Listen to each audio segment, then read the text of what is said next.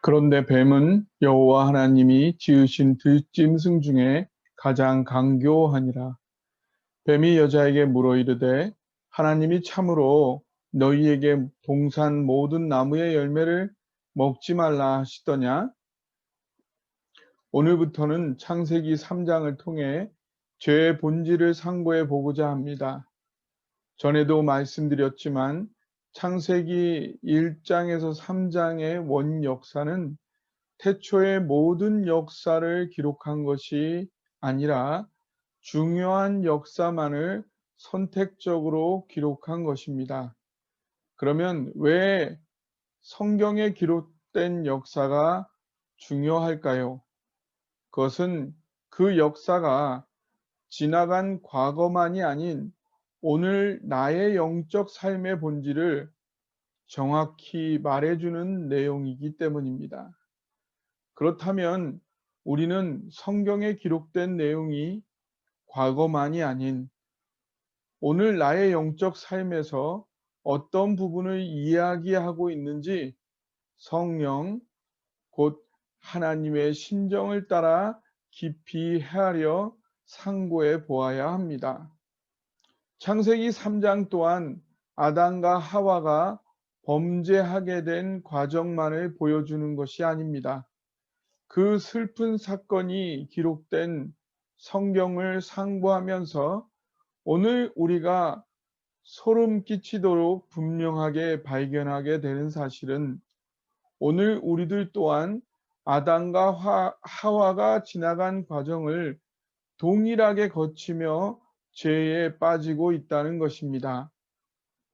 이번 창세기 3장 내용을 살필 때에 여러분은 성경이 증거하고 있는 정확한 죄의 실상을 파악하게 될 것이고, 그로 인해 비정상적이고 비극적인 죄와 그 결과들로부터 자유로워질 수 있는 너무 소중한 기회가 될 것입니다. 오늘은 특별히 창세기 3장 1절에 뱀을 통해 하와를 유혹하고 있는 마귀에 대해 성경적으로 파악해 보기를 원합니다. 첫째, 성경은 마귀는 분명히 실제하고 있다고 증거합니다. 우리 그리스도인들은 결코 진공 상태에서 이 세상을 살아가고 있는 것이 아닙니다. 오히려 치열한 영적 전투의 한복판에서 한 걸음 한 걸음 전진하고 있습니다. 베드로는 베드로전서 5장 8절에 증거합니다. 근신하라 깨어라 너희 대적 마귀가 우는 사자같이 두루 다니며 삼킬 자를 찾나니. 사도 바울 또한 에베소서 6장 11절 12절에 분명히 말하였습니다. 마귀의 괴계를 능히 대적하기 위하여 하나님의 전신 갑주를 입으라. 우리의 씨름은 혈과 육에 대한 것이 아니요 정사와 권세와 이 어두움의 세상 주관자들과 하늘에 있는 악의 영들에 대함이라. 마귀는 우리 삶 속에 분명히 살아 역사하며 우리를 공격하고 있습니다. 마귀는 먼저 우리 마음속에 작용하고 있습니다.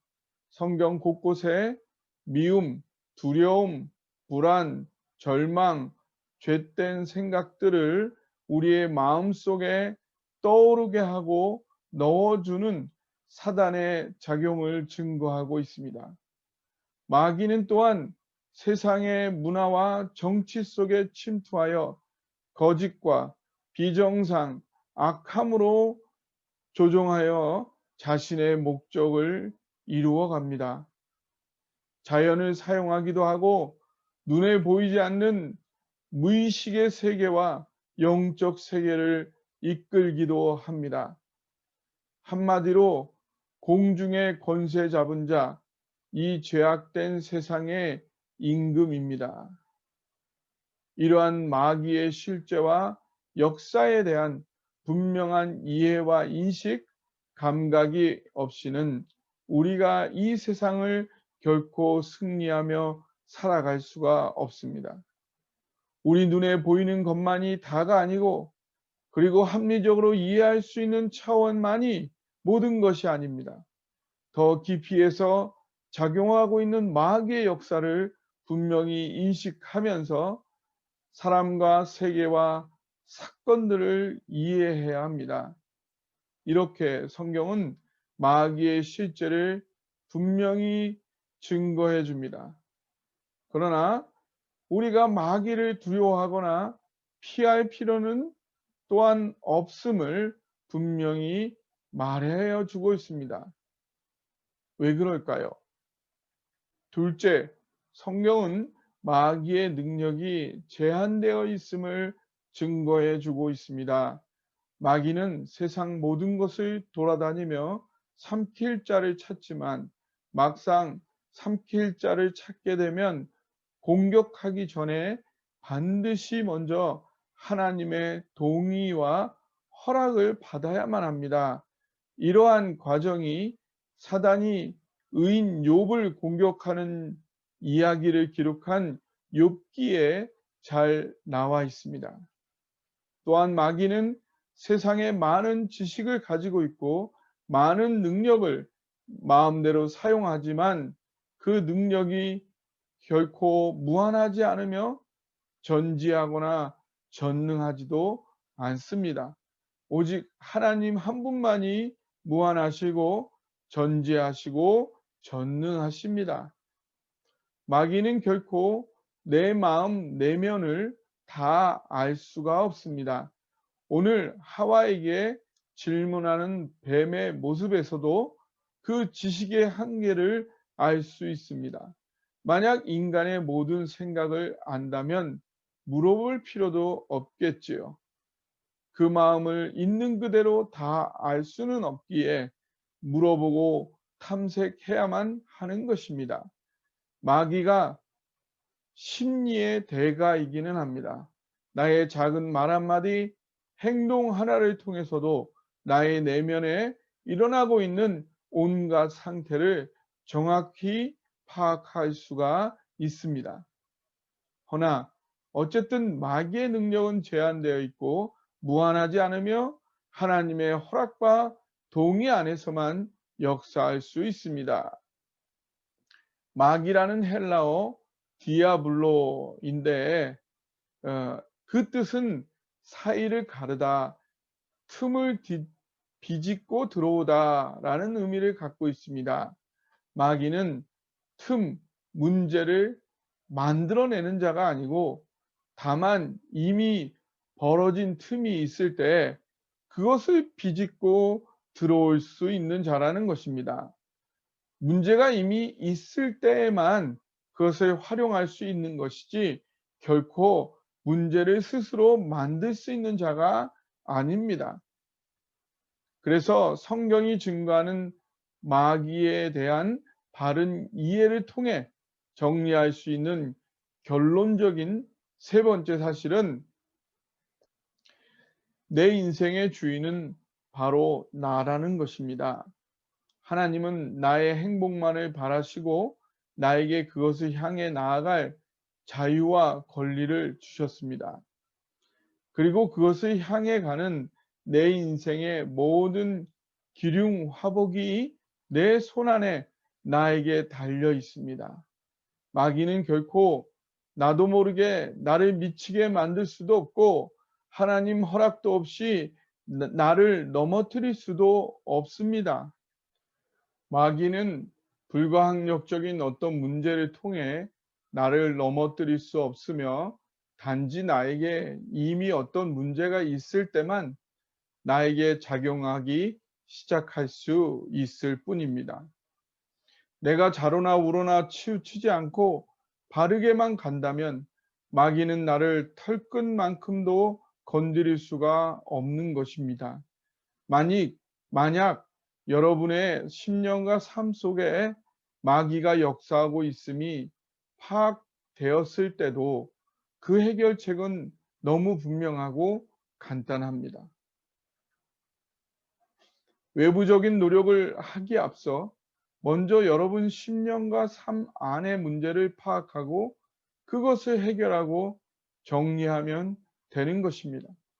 내 안의 모든 문제가 해결되고 정리되면 마귀는 더 이상 집적거릴 틈을 찾지 못하고 떠나가 버릴 수밖에 없는 것입니다. 어둠은 빛을 이길 수가 없습니다. 여러분이 빛을 향해 가고 있다면 어둠의 존재, 마귀가 여러분에게 관여할 어떠한 여지도 없는 것입니다.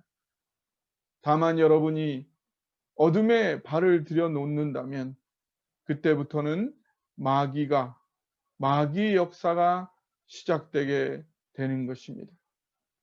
그러나 그때에도 다시 빛 가운데 나오기만 한다면 다시 어둠의 존재는 떠나가게 되는 것입니다.